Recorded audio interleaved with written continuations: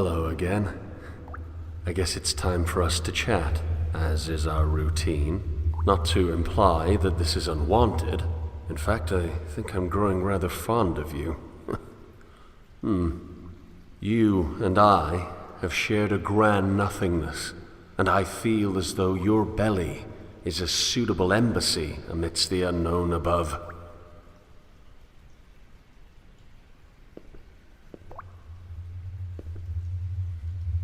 Admittedly, and please do not take offense, your innards sometimes frighten me. Even in the complete safety of a belly and to myself, there are places like this that I do not want to know.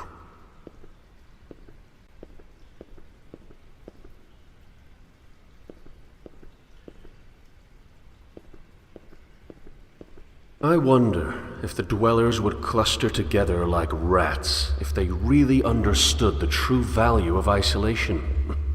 All of their pathetic little wars and ridiculous assumptions of superiority would be washed away if they all had their own private labyrinths to roam around in. Granted, they could never understand the importance of the individual, the megalomania of justice in the guild, order, and, yes, even the unknowing. It's far too strong. There really is no point in even attempting dialogue.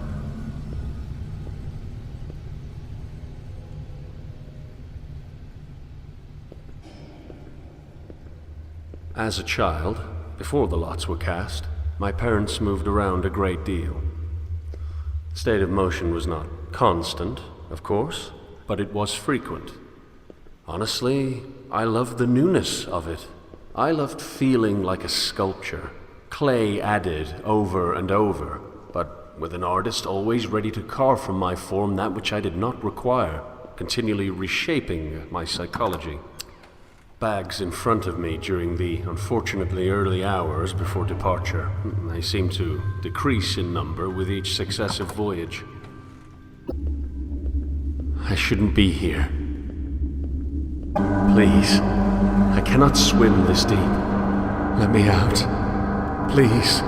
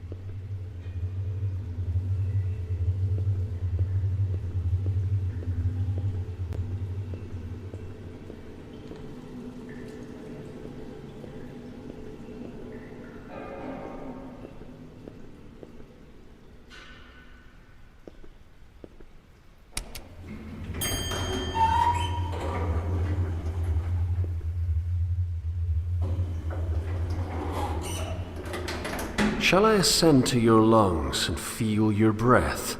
I think that would be lovely.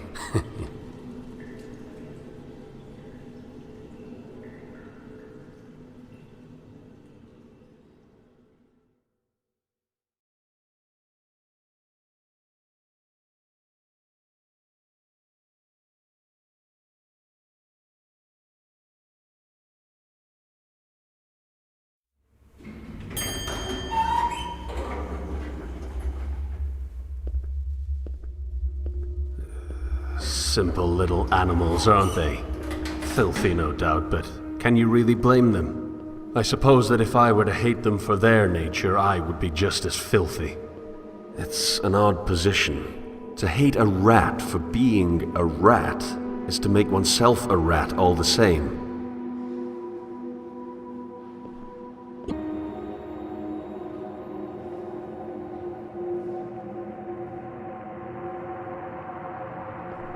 What's down there? No one ever told me. Not that I know anyone. Apparently, after the Guild took this area from the Order, they felt the need to block off the tunnel leading to an access point dumping into the unclean water. Everyone knows not to drink it, so why block the path? It's funny how they all hoard the same supplies. All of it from the Old City, and all of it wasted. Would you grant me another ascent? I've explored your innards. Let me scale your back.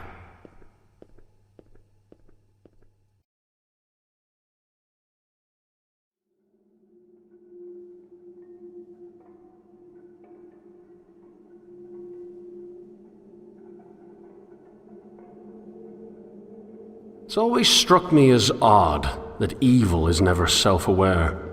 I mean, the most horrendous actions, these conglomerate endeavors of warring cabals, are caused by the best intentions.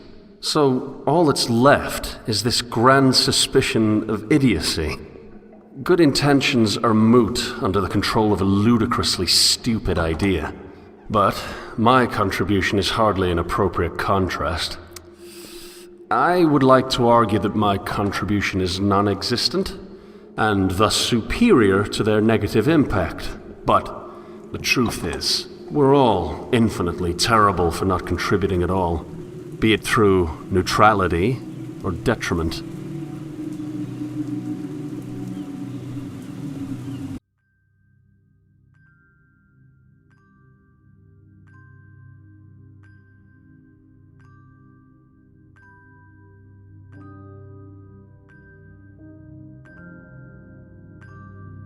I don't know why we exist in self-destroying structure. We all share a fondness for that which is correct, and we're all certain that we have it. But there must be a way for that loyalty to flourish without burning the last shreds of coexistence between our species. That is, a species that is primarily defined by its diversity. I don't know if I'm arrogant for assuming that my desire for progress is any indication of my task as a catalyst, but I tried to find Tarshish already. Only in my attempted escape did you find me, and I do not believe that you found me without reason. These dreams act as mirrors. Like passive portraits of the complexities of the human mind, they paint self, just as ideas paint the universe. Dreams truly are the most honest form of introspection, even if I can only use them as an escape.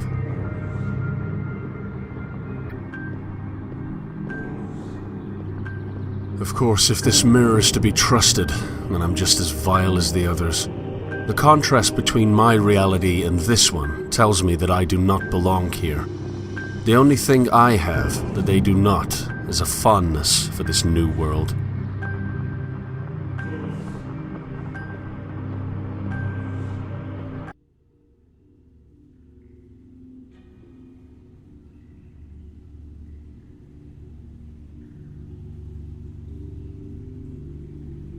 I actually knew the man who lived here.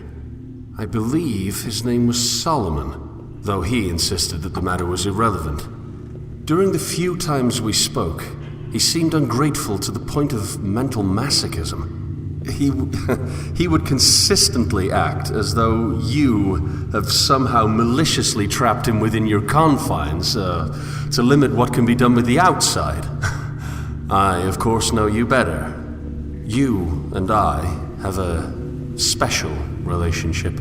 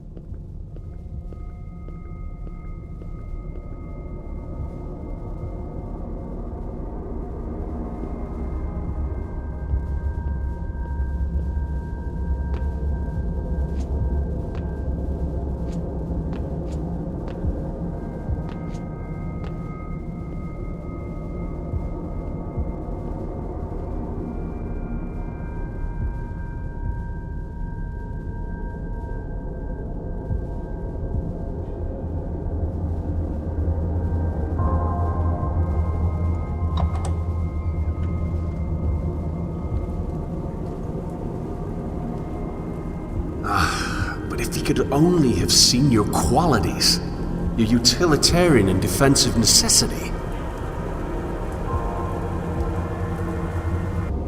Naturally, I have my moments where I wish I could sail, but these are nothing but unchecked emotional discharges amidst an otherwise passably clear and somewhat intact realism.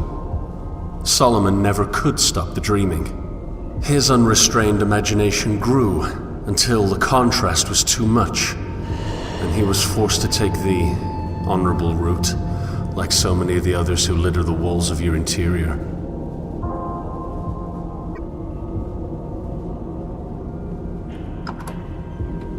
Perhaps his dreams were a ladder leading to uselessness.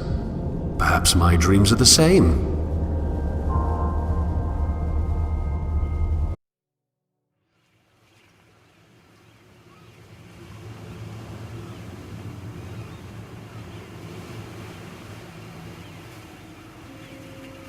How much do you know of the old world? Did you even exist? Were you thrown overboard when your fall occurred, floundering in a new and terrifying negativity? My transition was not a comfortable one, so in this we can feel a measure of companionship.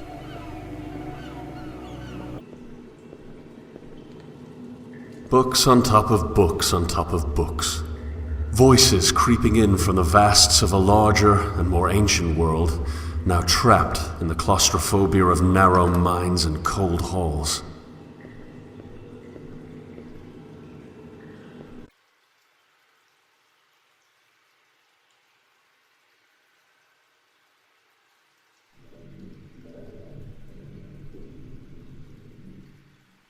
One of the larger unknowing camps is nearby. Their lack of organization tends to make it difficult for them to avoid the conflicts between the guild and the order. Of course, the unknowing themselves make their own little raids. This results in it being difficult to maintain any sense of pity.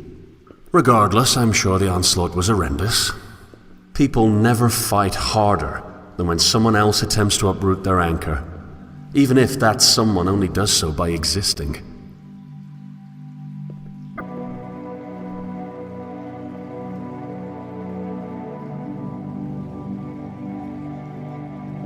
All of our dreams at their core involve some sort of contentment. This is the one desire we all share, but is it a goal that really should be met? After finding contentment, what then? Where is there left to explore after the last temporary comforts of happiness have been extracted? Our island is plagued with the fruits of a collective mental landscape that defines us as desperately holding on to something correct. So there is no place to hide without truly secluding or perhaps risking the inland. On some level, I feel as though I cannot blame the dwellers. Their zeal for truth is commendable. They're fighting for something rather than keeping it to themselves. They're acting instead of hiding. Still, must cruelty be the manifestation of certainty? If only truth did not need to be compatible with itself.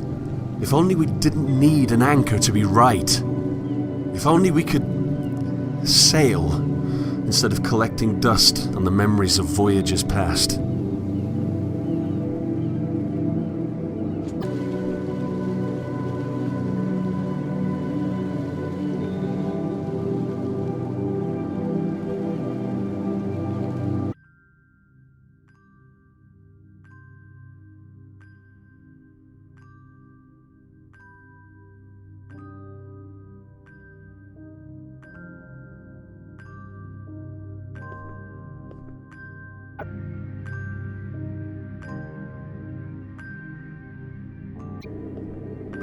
I remember the exact moment. I remember the slight touch of ocean air passing over my skin as I stared aimlessly into the afternoon sky. It's interesting how, though generally more depressing, I actually preferred a cloudy sky to a clear one. Two vast expanses of blue separated do not have that quality of diversity that a more speckled display boasts. This is not to say that a cloudy sky is wholly unfortunate, because there were moments amidst the grey that I learned to dwell in. I learned to live in the moments where the heavens would tear through the sky as if digging through dirt, creating little bursts of pastel light in the otherwise desaturated gloom. It's as if clouds are nothing but a frame. I wonder if without them, happiness would turn into a flat portrait of stagnation.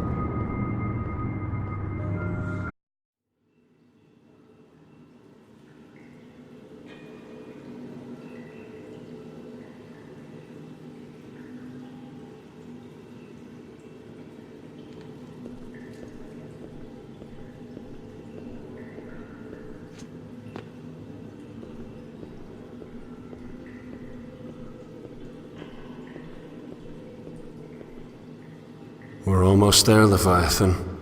The final step between me and the old city's upon us. I wish I could take you along. Will you remember me? After all, I could never forget you. And how can I even begin to thank you for all that you've done for me? You protected me from a world that I was too weak to bear. But now the distant shores of another reality are calling me home. To something I've never seen before. A dangerous and unpredictable world lies ahead of me.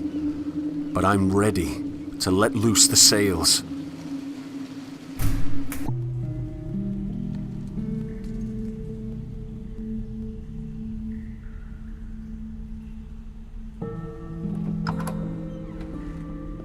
My father once recited a poem to me about an older world. I believe it was called Dover Beach. I can still remember the imagery, just the words that escape me. We stood at the shoreline, waves crashing in, each wave eroding yet another piece of what I once believed. I think my father saw what was happening to me. He saw the dwindling of my dreams, the death of discovery. I could no longer rely on ABBA to build my dreams back up. Left with nothing, I convinced myself that there were no dreams.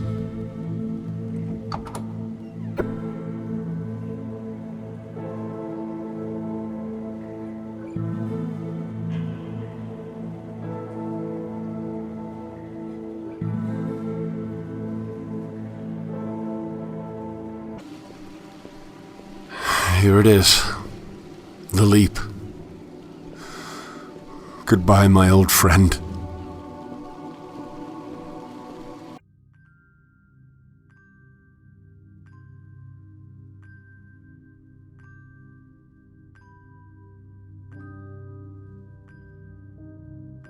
If this final dream before the new is to be trusted, then all life follows the pattern of broken progression. Some call it redemptive history, still others call it galvanization, yet the trajectory is undoubtedly the same. We exist on a familiar shoreline, with the waters lapping at our feet. We look back and see an explored and thus frozen world.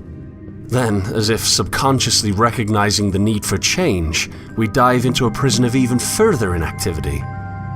My prison was my only friend, it seems, but even he saw fit to spit me upon a new shore.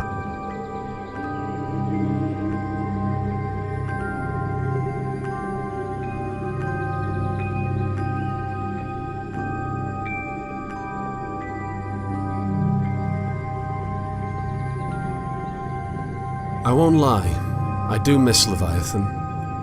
It wasn't his fault that I was a parasite. But was he necessary at all?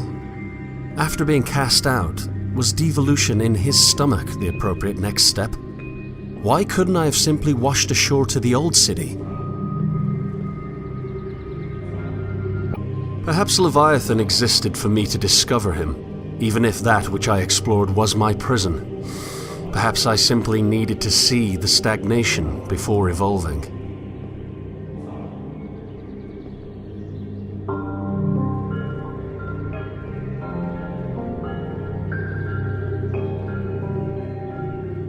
When I was a child, I was given a rowboat.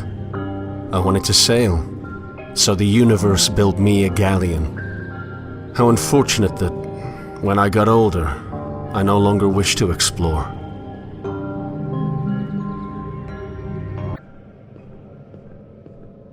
I am going to explore again. I'm going to board my vessel and sail into an unknown world to dream all the more. I'll leave this dream behind to feel the sand of other shores in my hand and let it loose as I travel inward towards newness. First, however, I'll make one last dive into abyss.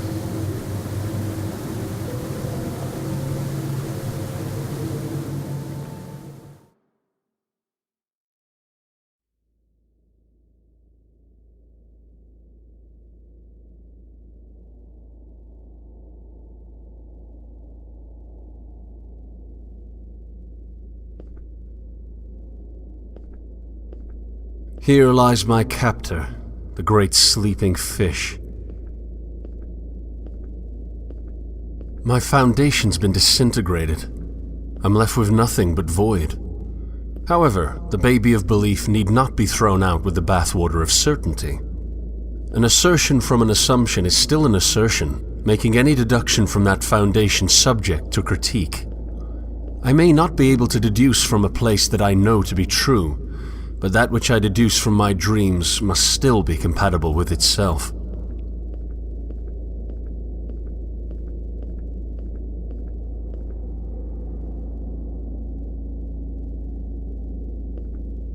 I think I was wrong. Dover isn't where my dreams died.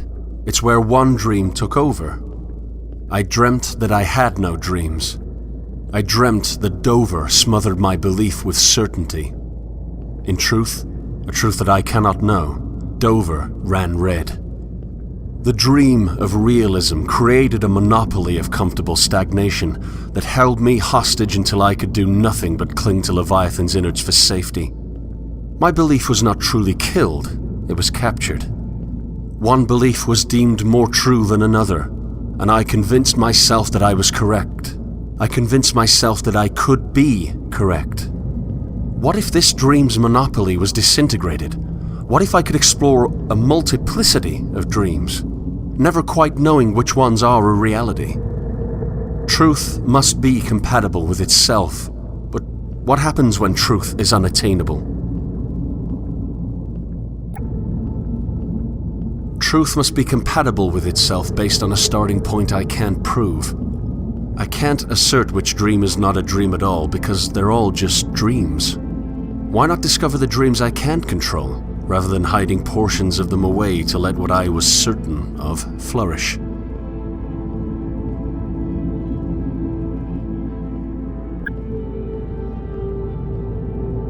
One last look at my cage.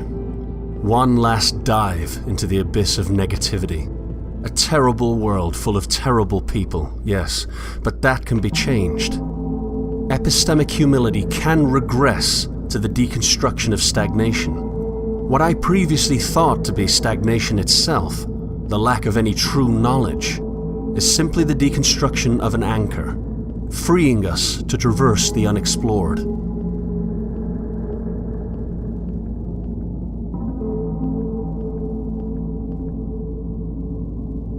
I swam the depths. I confronted the bottom of the redemptive checkmark. I was far more negative than those who still cling to certainty, but that's part of the progression. It's part of the broken progression. In this respect, we cannot improve without first deconstructing. Now, all that's left is to rise to the surface, board my vessel, and set sail for a new and terrifyingly uncertain world. The Old City has called, and I wish that more would have the bravery to join me on my journey.